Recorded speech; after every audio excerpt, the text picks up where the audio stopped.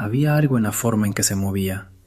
No era el peso del cuerpo ni el ritmo de los pasos, era otra cosa, como si no terminara de pertenecer a este lado, como si estuviera a medio camino entre aquí y algún lugar que no tiene nombre ni coordenadas en ningún mapa que conozcamos. Buenas noches a todos los que están del otro lado de esta voz. Espero que estén en un lugar tranquilo esta noche, con la luz baja si pueden, con ese silencio que se necesita para escuchar bien lo que alguien tiene guardado desde hace mucho tiempo, lo que alguien cargó solo durante años sin saber exactamente a dónde llevarlo. Antes de empezar, quiero decirles algo que me parece importante. Las personas que nos escriben vienen de lugares muy distintos, de ciudades grandes y de pueblos pequeños, de familias que creen en estas cosas y de familias que se reirían si supieran que su hijo o su hija o su madre está mandando un correo a un programa como este. Vienen con distintos niveles de educación, con distintas creencias, con distintas maneras de entender el mundo. Y sin embargo, cuando escriben, todas estas personas suenan parecidas. Todas usan las mismas palabras para describir lo que sintieron. Todas dicen que no saben si creerlo ellas mismas. Todas dicen que necesitaban contárselo a alguien. Y eso me parece significativo, que la experiencia de lo inexplicable, sin importar quién la vive, ni dónde, ni cuándo, produzca siempre el mismo tipo de soledad. La soledad de haber visto algo que no tiene lugar en la conversación ordinaria, que no cabe en el desayuno del lunes ni en la junta del martes, que se queda flotando, esperando. Este programa existe para eso, para que lo que flota encuentre dónde posarse. Arrancamos. Esta historia me la contó Margarita. Vive en Oaxaca, en una ciudad pequeña de esas donde, según ella misma dice, todo el mundo se conoce y los secretos duran poco. Las noticias viajan rápido, los rumores más rápido todavía. Pero hay un tipo de secreto que sí dura, el que la familia guarda para protegerse de sí misma, para no tener que explicar lo inexplicable frente a alguien que no estaba ahí y que nunca va a entender porque nunca lo vivió. Margarita tenía 16 años cuando murió su abuelo paterno. Era un hombre que ella describe con mucho cariño y con pocas palabras, como él mismo era. Silencioso, de manos grandes y nudosas que habían trabajado la tierra durante décadas, que olía a tabaco de pipa y a tierra húmeda, ese olor que se queda impregnado en la ropa y en la piel de quien ha pasado toda una vida cerca del campo. Era un hombre de los que no necesitaban decir mucho porque todo lo que tenían que decir ya lo habían dicho con lo que hacían. La muerte no fue sorpresiva. Había estado enfermo más de un año. Un cáncer que avanzó despacio y sin prisa, con esa crueldad particular de las enfermedades que saben que van a ganar y por eso no se apresuran. Que le fueron quitando cosas una por una. Primero la energía, luego la movilidad, luego el apetito, luego el sueño, hasta que ya no quedó nada que quitarle que no fuera lo último. Lo velaron en la casa familiar, como se acostumbra en esa región, no en una funeraria ni en una sala de velación alquilada, sino en la sala de la propia casa, con el ataúd abierto en el centro y la familia entera turnándose para no dejarlo solo. Es una costumbre que tiene su propia lógica, que dice que mientras el cuerpo todavía está aquí, alguien tiene que hacerle compañía, que no se va uno solo a ningún lado si puede evitarse. La casa se llenó de gente desde temprano, vecinos, amigos de décadas, familiares que llegaron de otros estados con bolsas de viaje y caras de cansancio y ese gesto específico que tienen las personas cuando van a un velorio, esa mezcla de pena y de alivio por seguir siendo de los que llegan y no de los que se quedan en la caja. Había flores por todas partes, ese olor dulce y pesado que Margarita asocia para siempre con la pérdida. Había café que no paraba de hacerse. Había conversaciones en voz baja que a ratos subían de tono cuando alguien contaba una anécdota del muerto y la gente se reía con esa risa un poco culpable que se tiene en los velorios, la que dice que la vida sigue aunque duela. La primera noche del velorio fue larga. Margarita se quedó despierta hasta casi el amanecer junto a su madre y una tía que había llegado desde la Ciudad de México esa misma tarde, todavía con el polvo del viaje en la ropa. Las 3 mujeres rezaban en voz baja, tomaban café que ya estaba tibio, hablaban poco. Había entre ellas esa forma de estar juntas que no necesita de muchas palabras, que se construye con años de conocerse y que en los momentos difíciles dicen más que cualquier cosa que se pueda decir. A veces la tía suspiraba profundo, a veces la madre de Margarita se levantaba en silencio y le ponía una mano sobre las manos cruzadas del muerto, suavemente, como si él todavía pudiera sentirlo. Margarita las observaba a las 2 y pensaba en todo el tiempo que los vivos desperdician sin decirse las cosas importantes, en cómo esperamos siempre el momento correcto que nunca llega y luego ya no hay momento ninguno. Alrededor de las 4 de la mañana, cuando su madre y su tía ya cabeceaban en sus sillas con el mentón cayendo sobre el pecho, Margarita notó algo. El perro de la casa, un animal viejo y tranquilo que se llamaba Canelo y que llevaba 12 años durmiendo a los pies de la cama del abuelo, estaba parado frente a la entrada del corredor que daba a los cuartos. No ladraba, no gruñía, no hacía ninguno de los sonidos que hacen los perros cuando algo los inquieta. Simplemente miraba fijo hacia la oscuridad del pasillo, con la cabeza inclinada hacia un lado en ese gesto que tienen los perros cuando están procesando algo que no entienden del todo, como si estuviera siguiendo con los ojos algo que se movía muy despacio a lo largo de la pared, algo que Margarita no podía ver desde donde estaba sentada. La cola no se movía, las orejas estaban erguidas y tensas. Era la postura de un animal que presta atención total. Margarita lo llamó en voz baja. El perro no se movió, no giró la cabeza, no dio ninguna señal de haberla escuchado, aunque ella sabía que sí la había escuchado, porque Canelo siempre respondía a su voz, siempre. Entonces lo vio, o creyó verlo, o lo vio y su mente inmediatamente empezó a buscar una razón para no creerlo, que es lo que hace la mente cuando recibe algo para lo que no tiene categoría. Al fondo del corredor, exactamente donde terminaban las baldosas de barro rojo de la sala y comenzaba la oscuridad del pasillo que llevaba al cuarto de los abuelos, había una figura, no alta ni amenazante, no como en las historias de miedo que había escuchado de niña, pequeña, casi encogida, del tamaño de una persona que se hace menos para no ocupar espacio, que se recoge sobre sí misma para pasar desapercibida, como alguien que no quiere ser visto del todo pero que tampoco puede evitar estar ahí, porque ahí es donde siempre estuvo y el lugar lo sabe y lo reclama. Margarita dice que en ese momento no sintió miedo. Lo que sintió es algo más difícil de nombrar, algo que no tiene una palabra exacta en ningún idioma que ella conozca, algo parecido al reconocimiento pero más profundo, como cuando ves a alguien de lejos y tu cuerpo sabe antes que tu cabeza quién es, algo que se activa antes del pensamiento, en una parte de uno que es más antigua que el lenguaje. Se quedó mirando sin moverse, sin respirar casi, mientras la figura permanecía al fondo del corredor con esa presencia que era al mismo tiempo tenue y completamente real.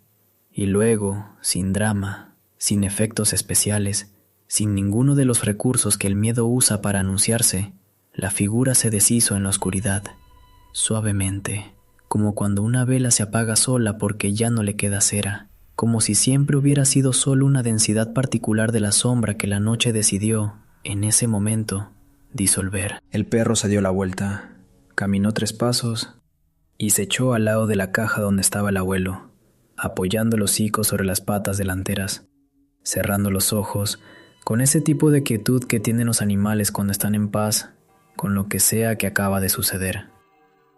Por la mañana, cuando el sol ya entraba por las ventanas y el velorio recuperaba el ruido y el movimiento del día, Margarita le contó a su madre lo que había visto. La mujer la escuchó con la taza de café entre las manos, sin interrumpirla, sin hacer ninguno de los gestos de escepticismo que uno esperaría.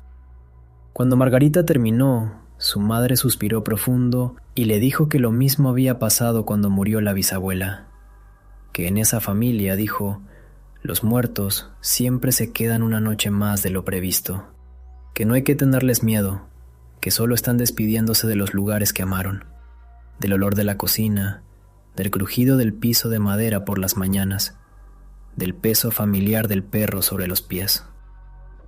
Margarita me escribe que todavía hoy, muchos años después, no sabe con certeza si lo que vio era real en el sentido en que entendemos la realidad. No sabe si era la vigilia y el dolor jugándole una mala pasada a su percepción. Pero dice que esa incertidumbre ya no le importa tanto. Dice que desde esa noche ya no le tiene miedo a los finales, solo a los silencios que se quedan después. Esos sí duelen de una manera distinta. Esos sí no saben a despedida. La siguiente historia es diferente en tono, pero comparte algo fundamental con la anterior. No habla de apariciones en el sentido visual. Habla de lo que la muerte hace con los que se quedan, de lo que pasa cuando el duelo se cierra de la manera menos esperada, cuando la señal viene de donde uno menos la busca. Nos escribe Eduardo, de Jalisco. Tiene 42 años.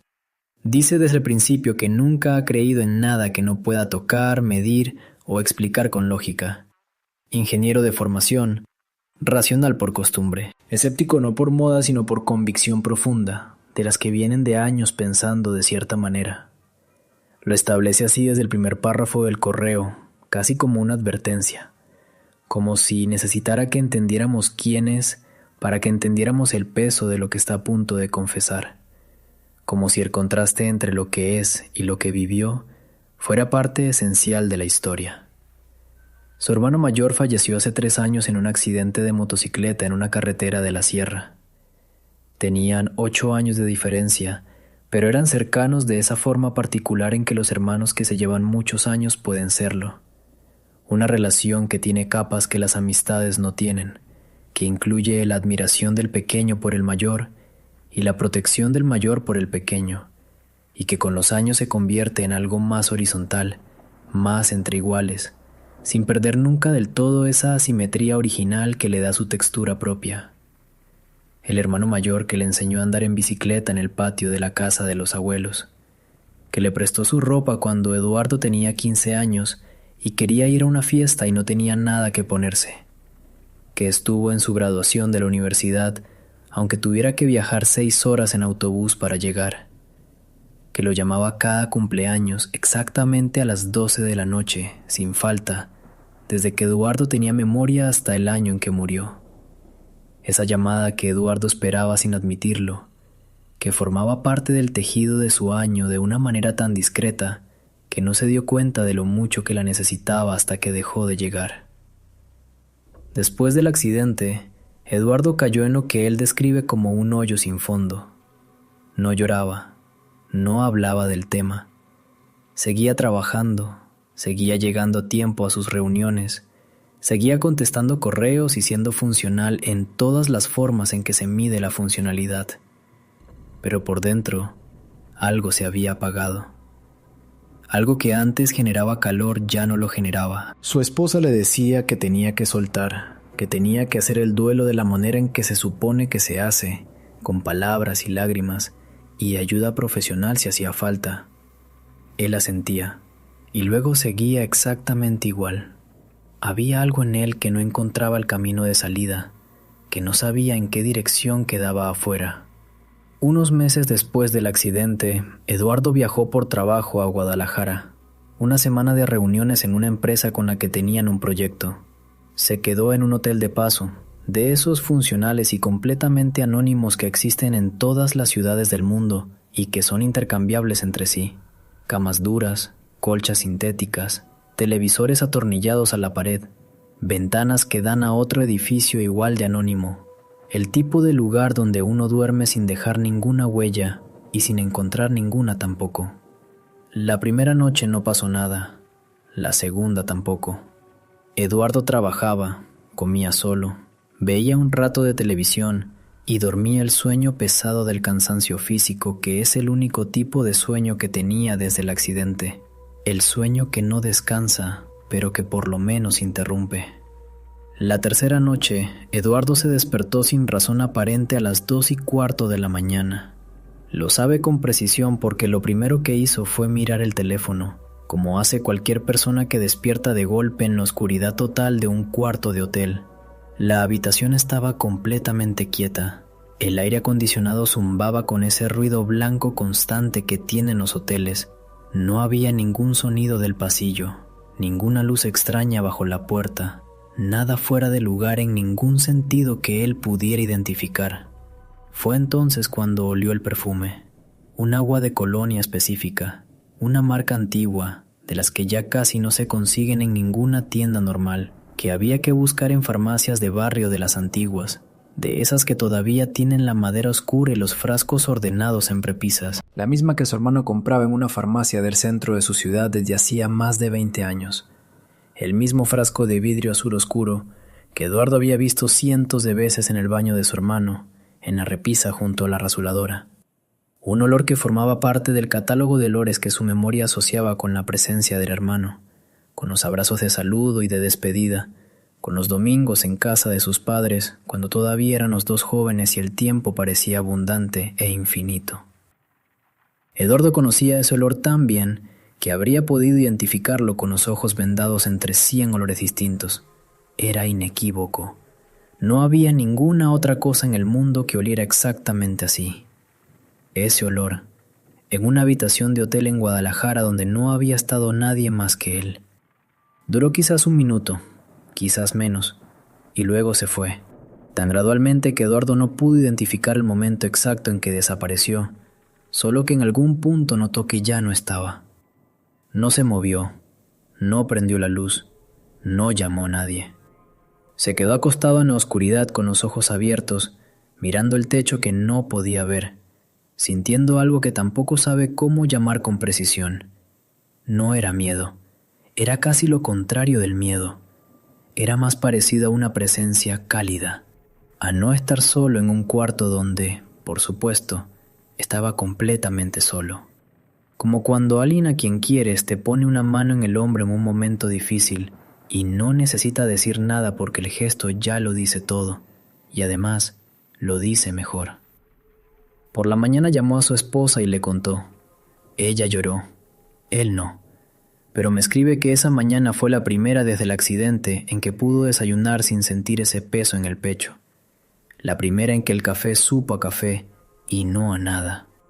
La primera en que pudo mirar por la ventana y ver la calle sin sentir que la calle era de otro mundo al que él ya no pertenecía completamente. Como si la visita, o lo que fuera que fue, hubiera llegado exactamente para darle algo que no había podido encontrar solo. Permiso para seguir. No sé qué fue lo que entró a ese cuarto, me escribe al final del correo, pero sé que era él, y sé que vino a decirme que estaba bien, y eso fue suficiente. Por primera vez en meses, eso fue suficiente. Quiero detenerme aquí un momento porque hay algo en estas dos primeras historias que me parece importante señalar antes de continuar, algo que se repite y que creo que vale la pena nombrar. Ninguna de estas dos personas habla de terror. Margarita habla de reconocimiento, Eduardo habla de permiso. Las dos experiencias, aunque muy distintas en su forma, producen el mismo efecto. Algo que estaba cerrado se abre. Algo que pesaba se vuelve más liviano. No porque el dolor desaparezca, sino porque recibe algo que necesitaba para poder moverse. Llevo mucho tiempo escuchando este tipo de historias y lo que más me llama la atención no es la aparición en sí, es lo que viene después. Esa sensación que casi todos los que escriben describen de alguna manera, de que algo se resuelve, de que algo pendiente encuentra su lugar. No sé si los muertos regresan, nadie lo sabe con certeza, pero sí sé que las personas que viven estas experiencias salen de ellas distintas. Y que esa diferencia casi siempre es para bien. Sigamos. Nos llega esta historia desde Monterrey. La escribe alguien que firma solo con sus iniciales, PL, y que pide expresamente que no digamos su nombre completo. Lo respetamos sin ningún problema. Entendemos que hay experiencias que uno quiere contar, pero sin que el nombre propio quede pegado a ellas permanentemente. Como si el anonimato fuera una forma de mantener una distancia prudente con algo que todavía no ha terminado de procesar. PL tiene 38 años y vive sola desde los 25. 13 años viviendo sola en distintos apartamentos de la misma ciudad, lo que significa 13 años de conocer muy bien el sonido de sus propias casas, los ruidos que hacen las cañerías y los pisos y las ventanas con el viento, los crujidos específicos de cada lugar, todo ese vocabulario silencioso que uno aprende sin querer de los lugares donde vive. Pero él sabe exactamente lo que suenan sus casas cuando están vacías y en calma, y sabe distinguir cuándo no lo están. Ha vivido en 4 departamentos distintos. En 3 de ellos sintió cosas que no sabe cómo explicar. No dice que sea una persona especialmente sensible a lo sobrenatural, ni que tenga ningún don particular para percibir lo que otros no perciben. Dice simplemente que le pasa, con una frecuencia suficiente como para que ya no pueda atribuirlo cómodamente a la coincidencia o al cansancio, con una consistencia que empieza a parecer un patrón. Pero lo que ocurrió en el tercero, el departamento que rentó entre los 32 y los 35 años, es lo que no puede sacarse de la cabeza. Es lo que la hizo escribirnos después de meses de pensar si lo haría o no. El edificio era viejo, de los años 50, de esos que tienen techos altos y escaleras de madera oscura que crujen con los cambios de temperatura y humedad. Las paredes eran gruesas, de adobe, y mantenían el frío en verano y el calor en invierno, que es lo que hacen las casas bien construidas cuando todavía las construían para durar. El departamento era amplio para lo que pagaba, con una sala grande de ventanas largas, 2 recámaras y una cocina estrecha y larga que daba a un patio interior donde los vecinos de los otros pisos tendían su ropa en cuerdas de un lado a otro y a veces se saludaban sin verse, solo por las voces. Cuando lo vio por primera vez, a PL le pareció luminoso y con carácter. Uno de esos lugares que tiene historia acumulada en las paredes, que no son neutrales, que han absorbido décadas de vida y que lo muestran de maneras que son difíciles de articular, pero que se sienten desde el primer momento en que uno cruza la puerta. Todo empezó como suele pasar en estas historias, con pequeñeces. Una noche encontró la llave del gas girada a medias, en una posición que ella nunca usaba y que no correspondía con ningún momento del día en que hubiera cocinado. Otra vez, el reloj de la cocina que llevaba meses colgado sin pilas, un reloj decorativo que había puesto en la pared y que jamás había funcionado desde que vivía ahí, amaneció marcando una hora concreta, las 3:20, aunque nadie le hubiera puesto pilas y aunque siguiera sin sonar. Una mañana encontró una silla en el centro exacto de la sala, sola, en un lugar donde nunca había ninguna silla, cuando ella tenía el recuerdo preciso de haberla dejado arrimada junto a la ventana la noche anterior. Cosas así, cosas que por sí solas tienen explicación o por lo menos tienen el beneficio de la duda, pero que juntas, una tras otra, con esa regularidad silenciosa, empiezan a construir algo. Empiezan a decirte algo en un idioma que no tiene palabras. Pele dice que durante semanas intentó no pensar en ello, que tenía una vida organizada y una mente práctica y que no quería permitirse el tipo de pensamiento que la llevaría a buscar explicaciones que la asustaran.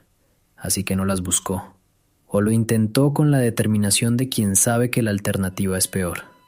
Luego vino la noche que Pele llama simplemente la noche, sin adjetivos, sin ninguna calificación, solo la noche, con toda la carga que esa simpleza contiene. Era martes, una de esas tardes de trabajo ordinarias, sin nada especial en el calendario, sin ninguna razón para que ese día fuera distinto a cualquier otro martes de cualquier semana. Se fue a dormir temprano porque llevaba una semana que arrastraba desde el lunes y el cuerpo ya pedía parar. Se quedó dormida en minutos, de esas veces en que la conciencia cede antes de que uno pueda siquiera pensar en lo que dejó sin hacer. Se despertó de golpe a las 3 de la madrugada, no por un ruido, por el silencio.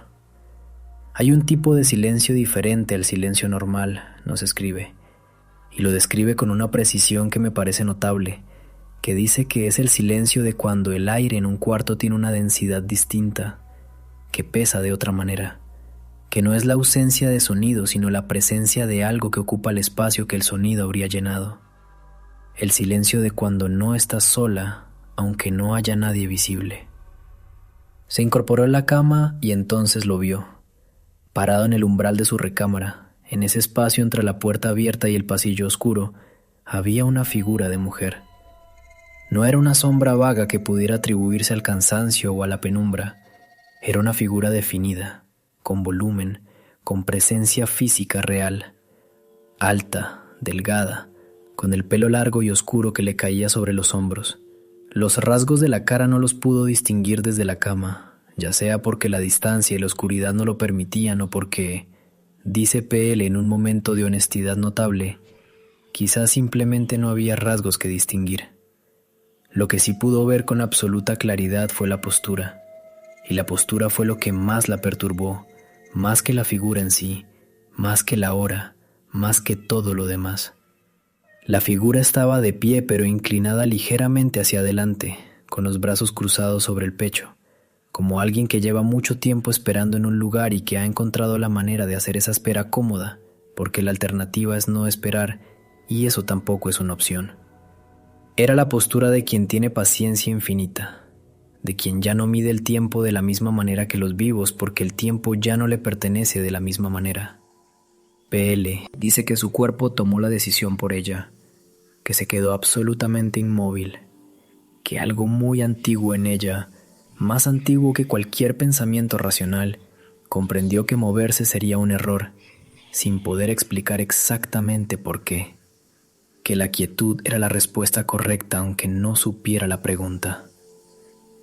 La figura permaneció en el umbral, no se movió, no hizo ningún gesto, no levantó la vista ni la bajó, solo estuvo ahí, con esa postura de espera que era al mismo tiempo completamente pasiva y completamente presente. Pele no sabe cuánto tiempo duró. Dice que el tiempo dejó de funcionar de manera normal en ese cuarto en esa madrugada, que dejó de ser algo medible y se convirtió en algo que simplemente transcurría sin que ella pudiera seguirle el ritmo.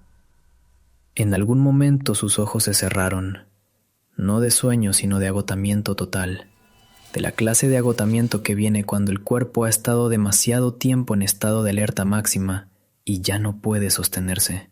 Y cuando los volvió a abrir, era de día. El umbral estaba vacío. La luz de la mañana entraba por entre las persianas en líneas paralelas y el cuarto tenía exactamente el aspecto que tienen todos los cuartos a la luz del día. Ese aspecto razonable y tranquilo que hace que uno se pregunte si de verdad fue lo que fue. Al año siguiente, cuando renovó el contrato de arrendamiento porque todavía no encontraba nada mejor y el presupuesto no daba para más, tuvo una conversación con la casera, una señora de unos 65 años que vivía en el piso de abajo y que había vivido en ese edificio durante más de 30 años. Pele le preguntó, sin dar detalles, con la vaguedad cuidadosa de quien no quiere revelar demasiado, si alguien había muerto en el edificio en los últimos años. La casera tardó en contestar. Miró hacia un lado, hacia la ventana, como buscando algo en el exterior o como midiendo cuánto decir. Luego volvió a mirar a Pele.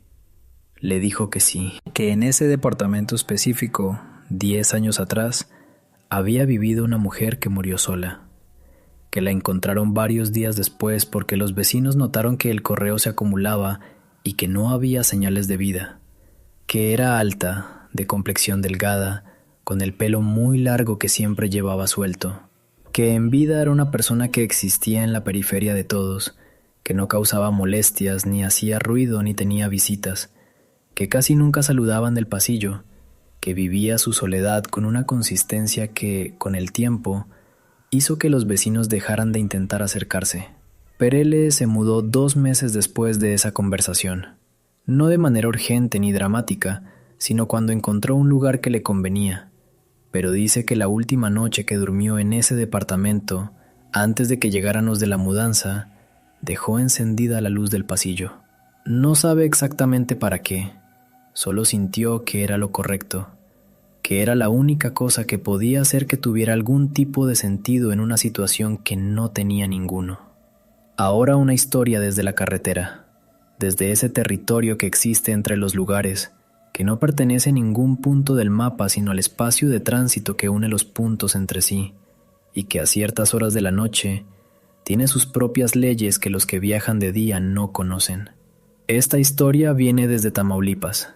La escribe Rodrigo, que tiene 29 años y trabaja en transporte de carga. Lleva 7 años haciendo trayectos nocturnos por carreteras del noreste del país, lo que significa 7 años de conocer la carretera de noche mejor que muchas personas conocen su propia ciudad. 7 años de aprender a leer las señas que la carretera hace a quienes la frecuentan con la atención suficiente. La diferencia entre un animal cruzando y una persona tirada. La diferencia entre el reflejo del agua en el pavimento y algo que no tiene explicación natural. La diferencia entre los tonos de oscuridad que son normales y los que no lo son. Lo que le pasó fue en una carretera entre dos ciudades que prefiere no nombrar por razones que, después de escuchar la historia, uno entiende perfectamente. Eran las 2 de la mañana. Llevaba 4 horas de camino con otras 3 por delante. La carga bien asegurada. La cabina a la temperatura que necesitaba para mantenerse despierto. El clima estaba limpio, sin niebla, con luna llena que iluminaba bien los lados del camino y hacía que la carretera se viera más ancha de lo que era. Una noche de las que parecen seguras, de las que generan confianza. A unos 100 metros adelante, en el acotamiento derecho, vio a una mujer parada. Rodrigo redujo la velocidad porque es su protocolo. No para, nunca para, pero sí baja la velocidad para evaluar, para ver si hay un vehículo accidentado que explique la presencia de alguien ahí, para ver si alguien está herido y necesita que llame a los servicios de emergencia, para ver lo que hay que ver antes de decidir qué hacer. No había ningún vehículo. No había señas de accidente. No había nada que explicara por qué había una mujer parada sola en el acotamiento de una carretera a las 2 de la mañana, a kilómetros de cualquier pueblo o rancho. Cuando el camión pasó a su lado, la mujer no hizo ningún gesto. No levantó la mano, no movió la cabeza, no hizo ninguno de los movimientos que hace una persona que quiere llamar la atención de alguien que puede ayudarla.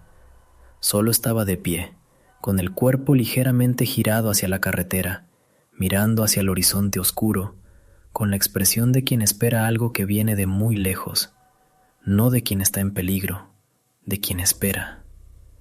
Rodrigo siguió. A los 10 kilómetros hizo una parada técnica en una báscula de peso, revisión de rutina que tarda entre 10 y 15 minutos. Siguió el camino. 30 kilómetros después del primer avistamiento, la vio de nuevo. La misma figura, la misma postura, el mismo cuerpo girado hacia la carretera, los mismos brazos caídos, la misma mirada hacia el horizonte. Rodrigo detuvo el camión en el acotamiento contrario. Encendió las luces de emergencia, se quedó mirando por el espejo lateral durante varios minutos, esperando que la figura hiciera algo, que se moviera, que le diera alguna señal de ser una persona real con un problema real que tuviera solución real. La figura no se movió. No había caminos alternos en ese tramo. No había ninguna manera de que una persona a pie hubiera llegado 30 kilómetros adelante de él mientras él hacía la parada técnica. La lógica era completamente clara en ese punto. La lógica también le decía que bajara del camión y se acercara a comprobarlo con sus propios ojos y sus propias manos. No bajó. Llamó a su despachadora, una mujer que llevaba 20 años en el negocio y que había escuchado suficientes historias de carretera de noche como para no sorprenderse con facilidad. Le contó lo que había visto. Ella escuchó sin interrumpirlo. Cuando terminó, le dijo que siguiera, que no bajara del camión, que en ese tramo específico los que llevaban tiempo en el negocio sabían que pasaban cosas, que él no era el primero que le reportaba algo así ahí, que siguiera y no se detuviera más hasta llegar a su destino. Arrancó y siguió. A los 40 kilómetros la vio por tercera vez. Esta vez no paró, no llamó a nadie, no intentó encontrar ninguna explicación porque ya había agotado las que tenía.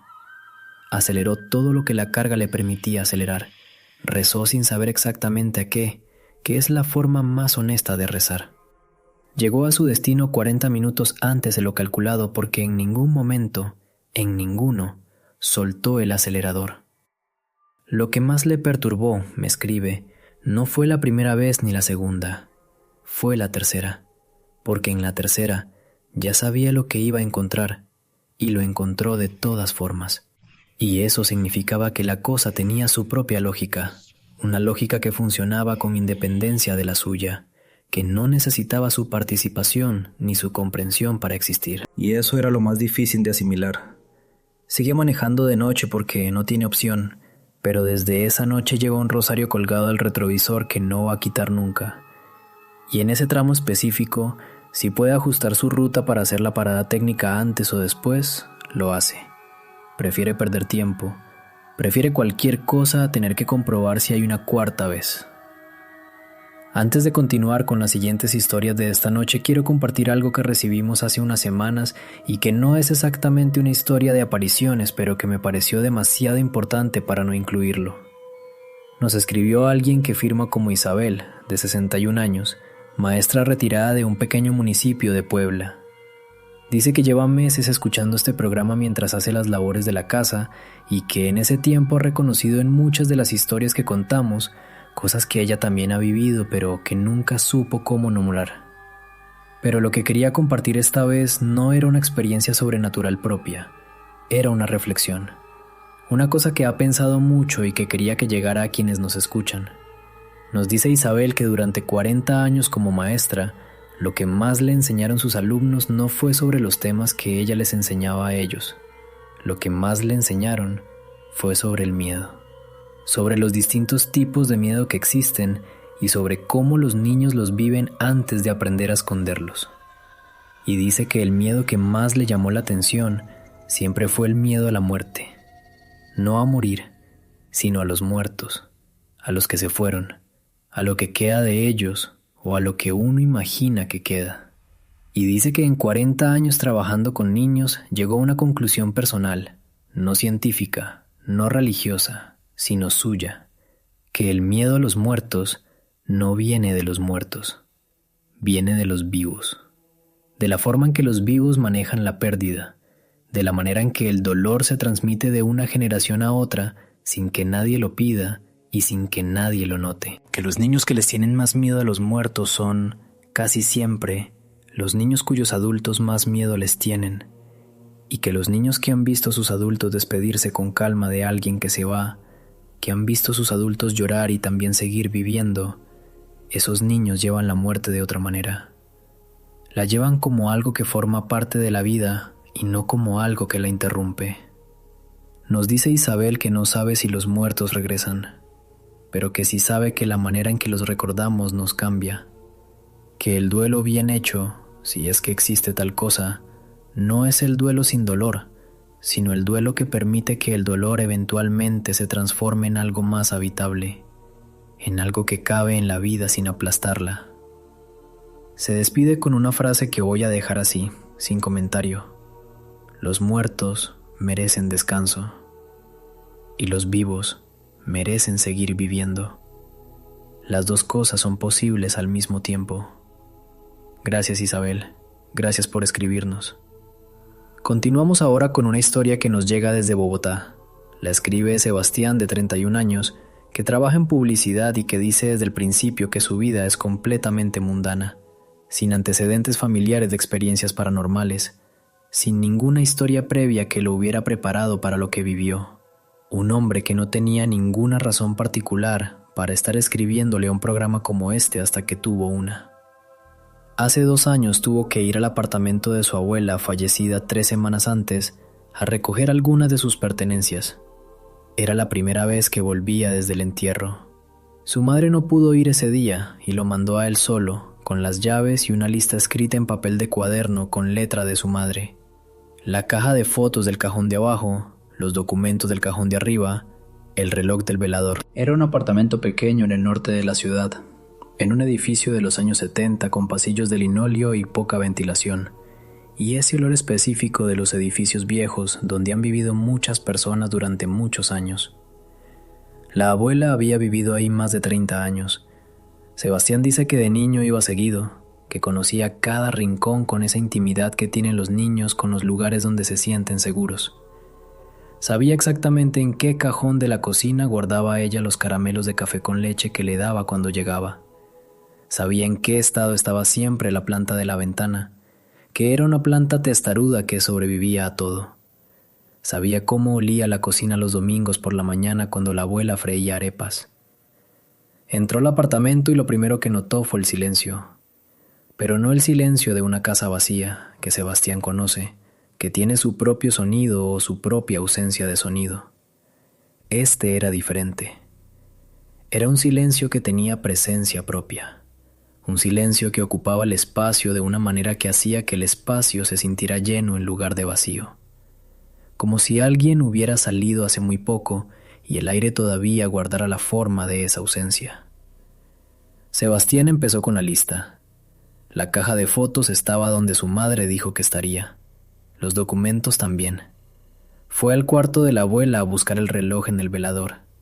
Estaba buscando cuando escuchó algo en la sala. Un sonido muy específico, inconfundible si uno lo conoce.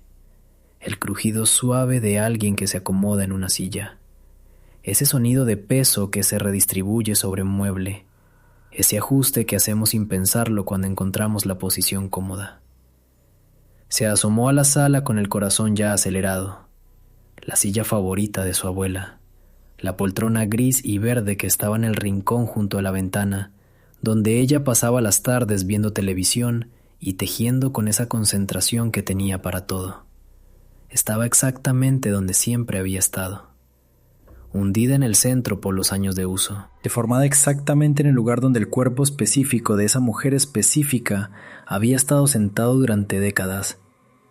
No había nadie sentado en ella.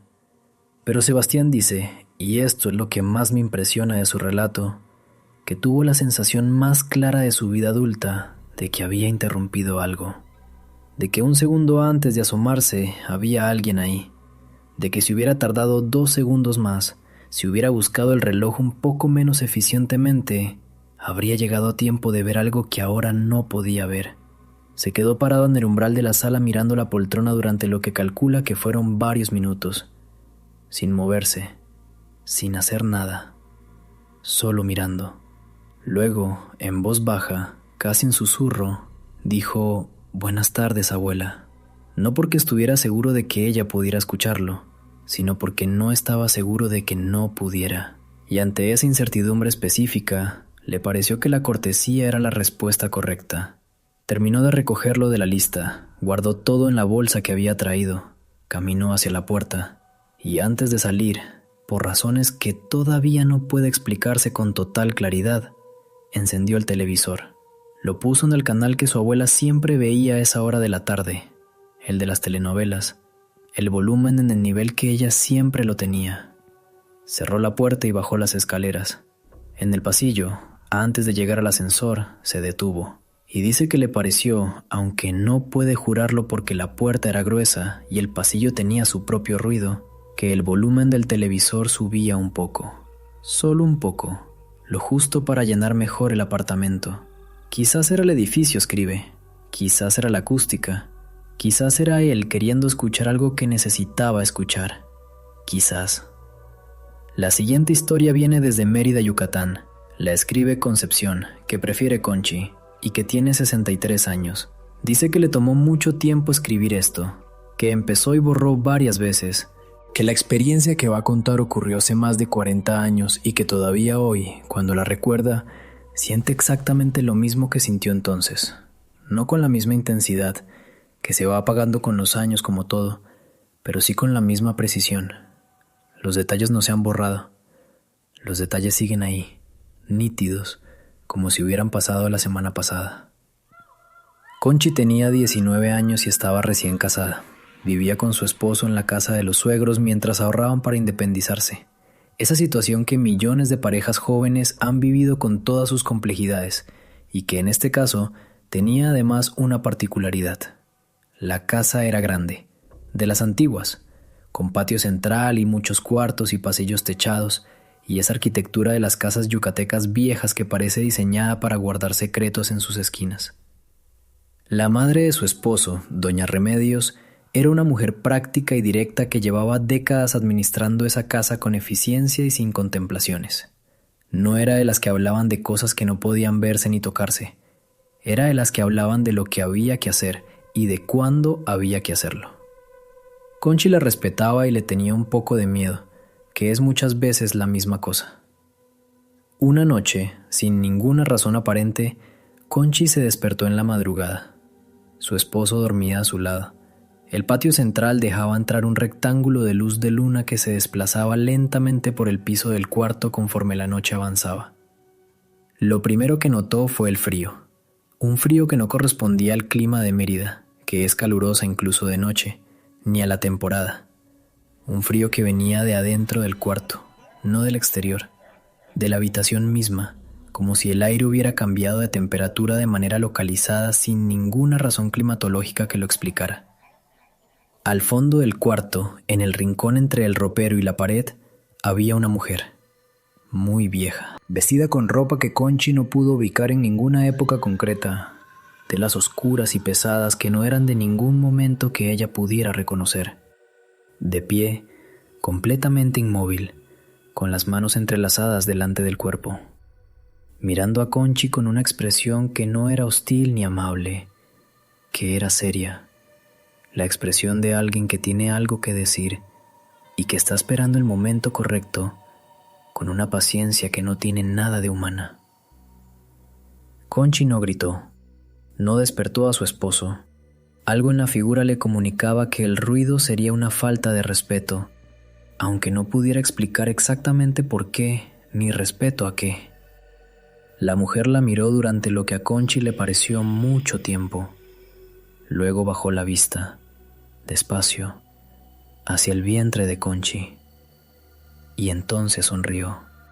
Una sonrisa pequeña, contenida, de quien reconoce algo, de quien ve algo que esperaba ver, y luego se deshizo, sin drama, sin aviso, simplemente dejó de estar.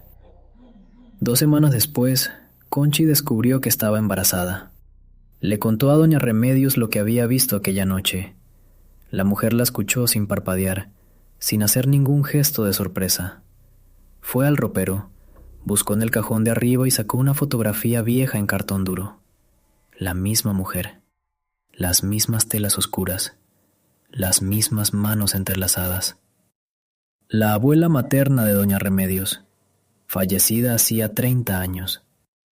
Doña Remedios le dijo que en esa familia, cuando iba a nacer un bebé, ella aparecía primero, que nadie sabía exactamente para qué, que quizás era para ver, que quizás era para dar su aprobación, que quizás era simplemente porque las personas que amaron mucho a una familia siguen queriendo saber cómo le va, incluso desde el otro lado de donde sea que estén. El hijo de Conchi tiene hoy 42 años. Se llama Remedios, como la bisabuela que vino a verlo antes de que naciera. Y Conchi dice que nunca le ha contado esta historia, que quizás algún día lo hará, que todavía está buscando el momento correcto. Antes de la última historia de esta noche, quiero decirles algo que siento que es importante y que no siempre encuentro el momento de decir. Cada correo que llega a este programa es una decisión. Una persona que en algún momento de su día, entre todas las cosas que tiene que hacer y en las que tiene que pensar, tomó la decisión de sentarse a escribir algo que no había podido decirle a nadie más, que encontró en este espacio algo que no encontró en la conversación de todos los días. Eso es lo que más me importa de lo que hacemos aquí.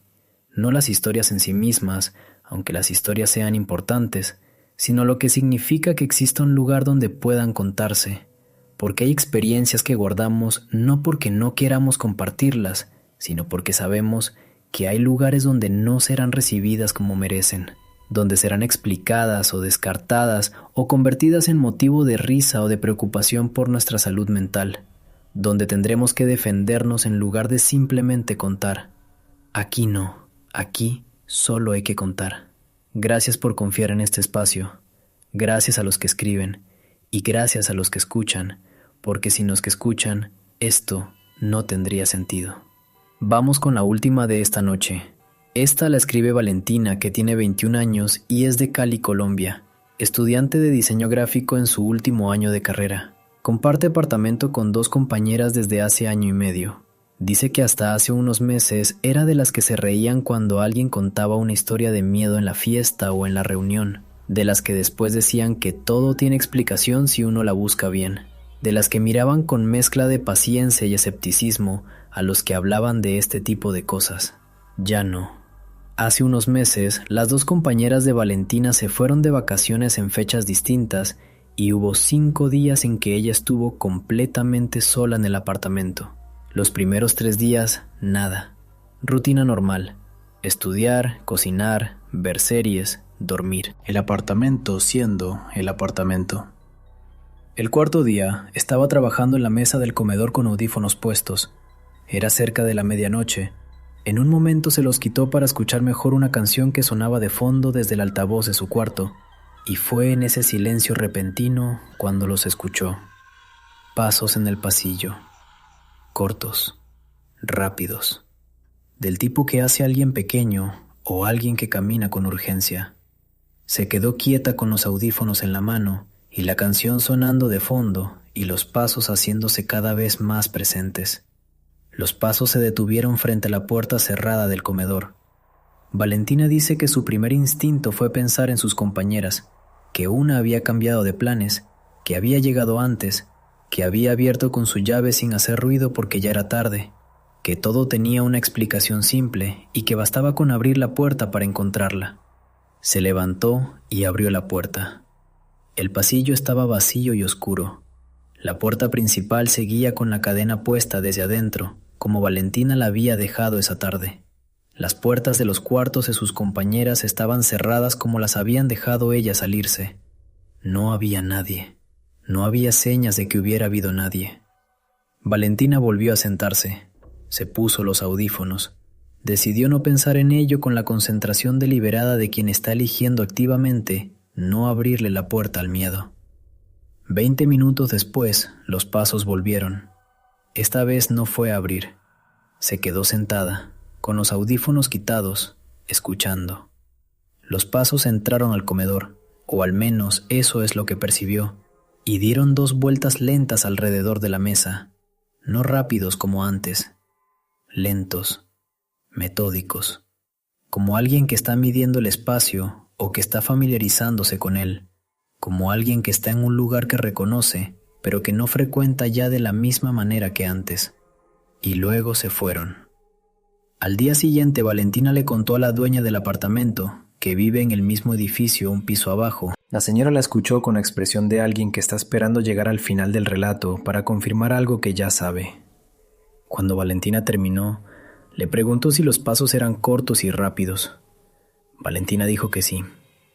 La señora suspiró y le contó que en ese apartamento, antes de que lo remodelaran y lo pusieran en renta, había vivido una familia durante muchos años, que la familia tenía un niño, que el niño había muerto de una enfermedad cuando la familia llevaba poco tiempo viviendo ahí, que la familia se fue poco después porque no podía seguir viviendo en ese lugar con todo lo que les recordaba, y que desde entonces, de vez en cuando, se escucha.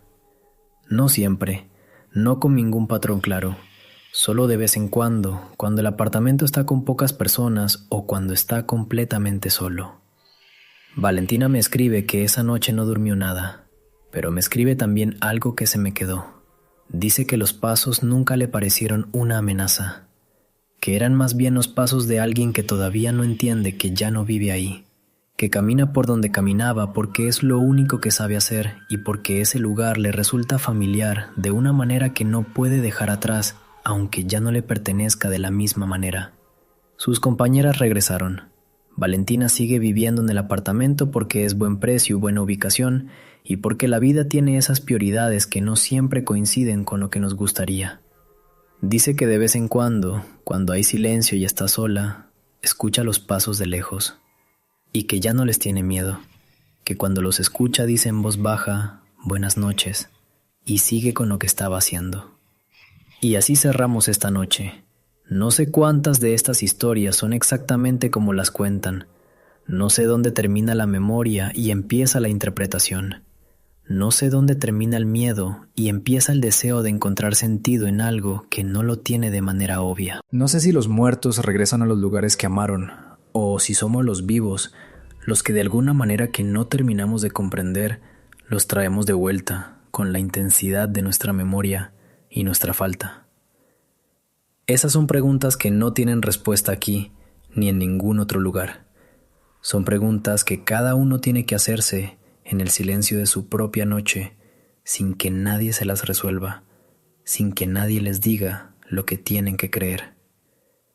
Lo que sí sé es que las personas que nos escriben no vienen buscando convencer a nadie, no vienen con pruebas ni con argumentos, vienen con algo más simple y más difícil de ignorar. Vienen con su experiencia, con lo que vivieron y lo que sintieron y lo que no han podido meter en ninguna categoría que les resulte satisfactoria. Y vienen a contárselo a alguien que va a escucharlos sin juzgarlos y sin pedirles que lo demuestren. Hay algo muy humano en eso, muy antiguo, muy necesario. Sentarse alrededor del fuego, aunque el fuego ahora sea una pantalla o unos audífonos o una voz que llega desde algún lugar que no pueden ver, y decirle a alguien: esto me pasó, no sé qué fue, pero me pasó. Lo guardé durante mucho tiempo porque no sabía dónde ponerlo, y ahora lo pongo aquí. Aquí siempre hay lugar. Cuídense mucho esta noche. Cuídense de lo que saben y de lo que no saben.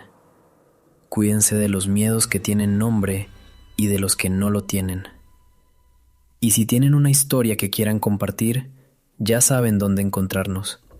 Cuéntenla aunque no estén seguros de creerla del todo. Cuéntenla aunque hayan pasado años intentando convencerse de que tuvo una explicación simple.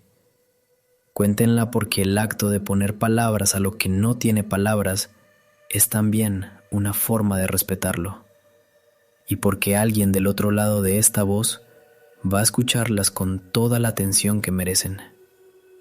Hasta la próxima noche.